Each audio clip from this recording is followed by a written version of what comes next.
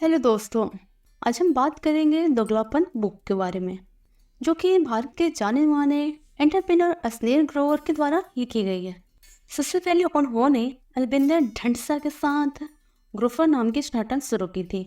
उससे निकलने के बाद उन्होंने भारत पे नाम की कंपनी भी शाश्वत नाकर्णी के साथ मिलकर शुरुआत की, जो आज भारत की एक बहुत ही प्रसिद्ध यूनिकॉर्न बन चुकी है। यह कंपनी डिजिटल पेमेंट तथा छोटे बिजनेस को ऑनलाइन लोन देने का कार्य करती है। हाल ही में अस्नेर ने अपने अनुभवों के आधार पर दोगलापन नाम की किताब लिखी और इसके बारे में और गहराई से जानते हैं। उन्होंने इस बुक को 7 चैप्टर में बांटे हैं। Number 1, don't trust people blindly. American express company के लिए काम करते थे तब उनकी मुलाकात अलविंदर ढिंडसा से हुई। उस समय अलविंदर ग्रोफर स्टार्टअप शुरू करने जा रहे थे। उन्होंने अस्नेर से कहा कि मुझे इन्वेस्टर्स के लिए प्रेजेंटेशन बनाने में मदद करो। अस्नेर ने एक बहुत ही अच्छी प्रेजेंटेशन बनाई और उन्हें फंडिंग मिल गई। इससे प्रभावित होकर अलविंदर ने अस्नेर से कहा कि अब भी हमारे स्टार्टअप में पार्टनर बन जाओ। लेकिन उस समय अमेरिकन एक्सप्रेस से अस्नेर को 80 लाख महीने की सैलरी मिलती थी। अलविंदर ने कहा कि हम तुम्हें 40 लाख दे सकते हैं और 40 लाख के ग्रोफर से शेयर भी देंगे। इस पर अस्नेर ने शर्त रखी कि अगर कंपनी की वैल्यू 8 मिलियन हो जाती है तो उसे 100 करोड़ दिया जाए। अलविंदर ने यह बात मान ली। इसके बाद अस्नेर ने ग्रोफर के बहुत अच्छे से काम किया और ग्रोफर लगातार बढ़ती चली गई। अस्नेर ने ग्रोफर पर हुए बहुत सारे केस से भी लड़े और जीते, लेकिन अस्नेर ने देखा कि कंपनियां कुछ बेकार लोगों को भी हायर कर रही थी और बहुत जूरिस को अस्नेर से और भी ज्यादा सैलरी दी जा रही थी। जब उन्होंने अलविंदर को इस पर कहा तब अलविंदर ने उन्हें जॉब छोड़ने के लिए कहा। तब कंपनी की वैल्यू 4 मिलियन से लगभग हो चुकी थी। इस तरह से कंपनी की वैल्यू 10 करोड़ बनते थे, लेकिन अलविंदर ने उन्हें 1 करोड़ से भी कम रुपए दिए और उन्हें नौकरी से जाना पड़ा। तब इससे अस्नेर ने सीख लिया कि कभी किसी पर आंख बंद करके विश्वास नहीं करना चाहिए और हमेशा लिखित कॉन्ट्रैक्ट को ही साइन करना चाहिए। Number 2, don't tell your secret. जब अस्नेर IIT में पढ़ते थे तब उन्होंने एक बार फ्रेंड्स की फेलोशिप का नोटिस देखा। केवल 5 बच्चों को ही यह फेलोशिप दी जानी थी। यह बात अस्नेर को बाकी बच्चों ने नहीं बताई, क्योंकि अगर सभी बच्चे अप्लाई कर देते तो शायद उन्होंने वो फेलोशिप नहीं मिल पाती। इसलिए जिन बच्चों ने उस नोटिस को पढ़ा केवल उन्होंने अप्लाई किया। उनकी संख्या बहुत कम थी, इसलिए अस्नेर को आराम से फ्रांस की स्कॉलरशिप मिल गई।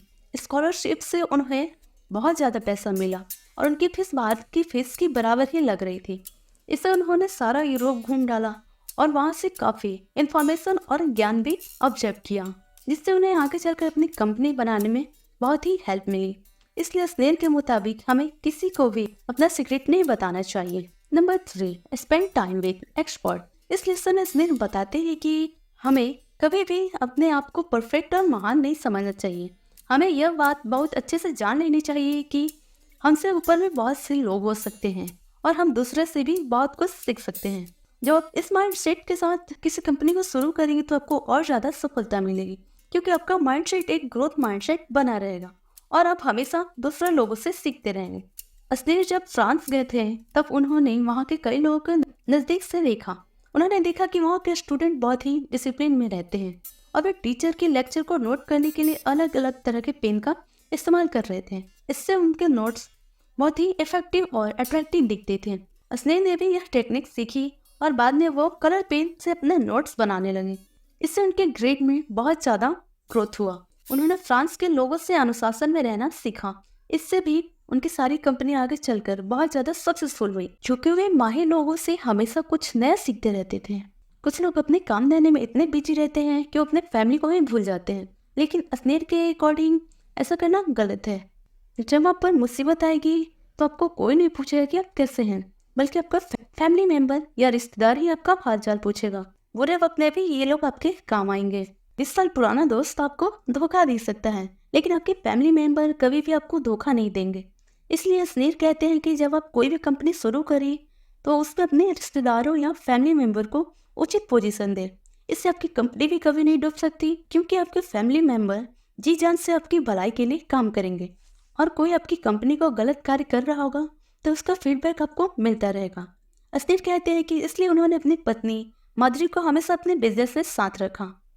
बाद में बहुत सारे सफल बिजनेस इसलिए सफल हुए क्योंकि उनका पूरा परिवार मिलकर चलाता है। हिंदूज ब्रदर्स या जिरोधा के कमात ब्रदर्स, इसलिए परिवार बहुत ही इम्पोर्टेंट है। Number 5, job can't make you rich. Ashneer कहती है कि जॉब से आज तक ना कोई रिच बना है और ना ही कभी बनेगा। भारत की मिडिल क्लास फैमिली की यही मानसिकता होती है कि उन्हें कोई सरकारी जॉब मिल जाए, इसके बाद वे सारी जिंदगी बंदी बंधाई तनख्वाह पर काम करते हैं। कुछ सालों में थोड़ी बहुत इंक्रीमेंट होती है, लेकिन फिर भी वो पैसा किसी आदमी को करोड़पति या अरबपति नहीं बना सकता। यहाँ तक कि डॉक्टर की महीने का 2 लाख की सैलरी भी अगर आप कैलकुलेट करें तो उसे करोड़पति बनने में काफी समय लग जाएंगे। तब तक तो डॉक्टर बूढ़ा हो चुका रहेगा, बुढ़ापे में वो उस पैसे से एंजॉय नहीं कर पाएगा। इसलिए हमें अपनी सरकारी नौकरी की मानसिकता को बदलना होगा। शुरू के कुछ सालों में हम नौकरी कर सकते हैं, उससे होने वाली सेविंग से आपको छोटा मोटा बिजनेस आदि करने की सोच सकते हैं। असनीर कहते हैं कि उन्होंने काफी साल तक अमेरिकन एक्सप्रेस, पीजी ज्वेलर्स आदि कंपनीज में काम किया, लेकिन जॉब करते हुए उन्हें पता चला कि इससे वो कभी भी अमीर नहीं बन पाएंगे। इसलिए उन्होंने अपनी नौकरी छोड़ दी तथा एक एंटरप्रेन्योर बनने की सोची। Number 6, business make you rich. Ashneer कहते हैं कि अगर आप लाइफ में आगे बढ़ना चाहते हो तो आपको कोई बिजनेस कंपनी या स्टार्टअप शुरू करने के बारे में सोचना चाहिए। आज इंटरनेट के माध्यम से भी आप अपना छोटा बिजनेस शुरू कर सकते हैं। शुरू में blogging, affiliate marketing, digital marketing, freelancer agency आदि जैसे छोटे छोटे बिजनेस ऑनलाइन ही शुरू कर सकते हैं। सबसे पहले आप जॉब के साथ साथ इन चीजों को करें।